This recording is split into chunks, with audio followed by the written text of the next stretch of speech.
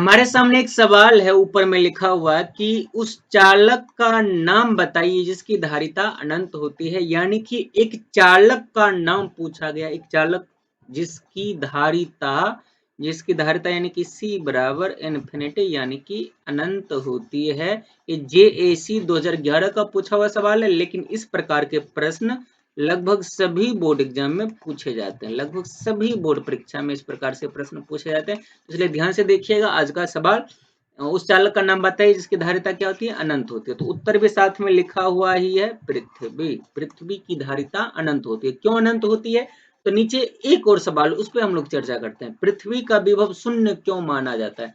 इस सवाल से ये तो हमें पता चल रहा है कि पृथ्वी की जो विभव होती है, पृथ्वी का विभव भी बराबर क्या होता है, 0। ठीक है। और हम लोग जानते हैं चूंकि धारिता का फॉर्मूला C बराबर क्या होता है, Q बटे V। तो Q बटे 0 क्या हो जाएगा, इन्फिनिटी हो जाएगा ना। इसीलिए पृथ्वी की धारिता क्या होती है, अनंत होती है। अब नेक्स्ट सवाल ये है, अब आपके मन में भी सवाल जाहिर होगा कि विभव का मान जो शून्य लिया गया, ये क्यों लिया गया? तो नीचे हमारे पास सवाल तैयार है। पृथ्वी का विभव शून्य क्यों माना जाता है? तो उत्तर चूंकि V बराबर, यहीं से हम लोग फॉर्मूला देखते हैं, Q बटे C। और पृथ्वी का आकार जो है बहुत बड़ा होने के कारण पृथ्वी की धारिता C अत्यधिक अनंत मान ली जाती है, जिसके कारण इसका विभव शून्य माना जाता है।